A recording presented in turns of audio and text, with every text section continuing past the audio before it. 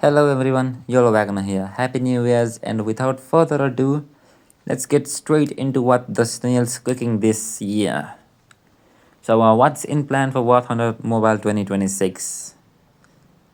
A number of new branches will be added, being the Chinese tank branch, the Japanese tank branch, and the British aviation. Oh, I'm very excited for the British aviation map. Personally, I'm very excited about the British aviation because, well, we are going to be getting Spitfires and Lancasters.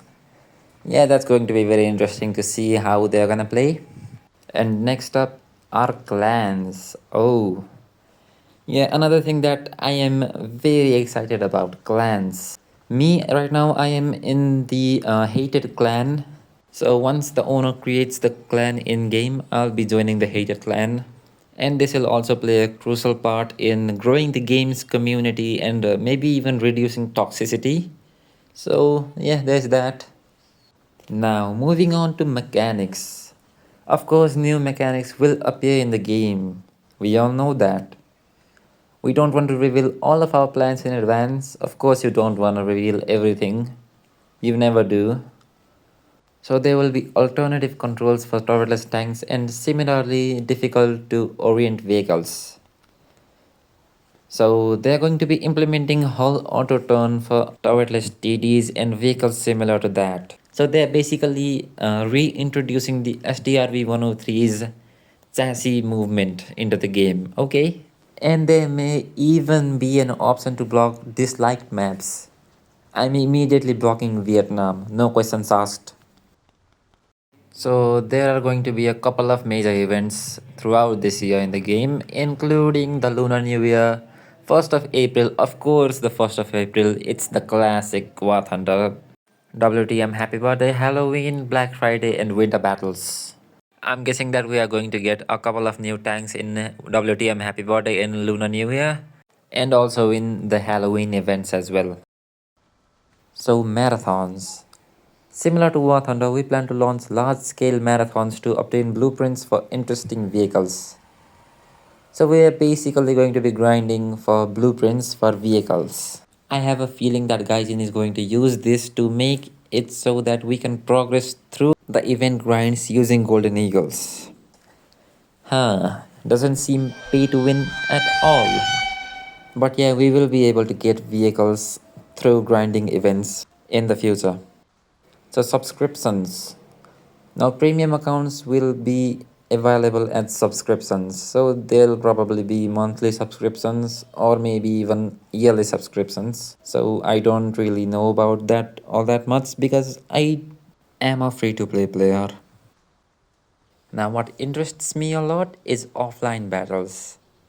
So the possibility to test vehicles in offline battles will be becoming available to content creators and testers in Q1, and maybe even open for all players in a few months. Oh ho ho ho. So I'm probably not gonna get this because, well, I'm just a small content creator, but the guys that are big like WTM production and other people, they'll probably get this, and this is going to help them a lot in testing new vehicles and making even reviews about them. So maps. Several new maps will be added to the game in 2026. There will be about 6 maps in all modes, so 2 maps per each. I'm not gonna count about naval, nobody cares about that. But yeah, we're going to be getting 2 maps for air and ground battles. And the snail is also planning on testing larger tank maps. But of course, they don't say anything about the dates. And they might even improve existing maps. I'm probably guessing they'll improve the El Alamein map and rearranging some objects, adjusting the sizes of the map and the number of respawn points. Oh, so they're probably going to add a couple of more spawn areas, like where in the cargo port there's only 2 spawning areas. Similarly, in Alaska, there's only 2, but in maps like Poland, Rhineland, and Normandy, there are 3 spawning areas. So Gaijin is going to adjust those as well. Okay, pretty interesting. And at last, balance and matchmaking. So we are regularly refining the principle of matching players in battles. Yes, I'm pretty sure you are. In the new year, we have plans to improve the matchmaking functionality, including taking into account squads and clans. Oh, yeah, this is going to be a very big improvement. So, what's happening right now is when there's a battle going on, one team can get like one or maybe even two squadrons of vehicles, and the other team gets absolutely nothing, absolutely zero. So what happens after that is the team that had squadrons is going to absolutely dominate, because well, they are going to plan an attack and just completely ambush the team that doesn't have any squadrons. And what this leads to is that the team that doesn't have any squadrons is going to get completely overwhelmed and overrun by the team that does have squadrons. This has happened to me many times in the past, and even currently as I'm playing, this happens a lot. So this is going to be better as soon as Gayjin fixes this issue.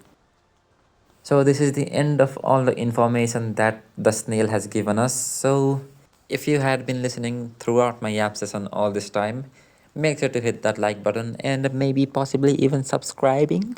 Anyways, happy New Year's and YOLO Wagner out.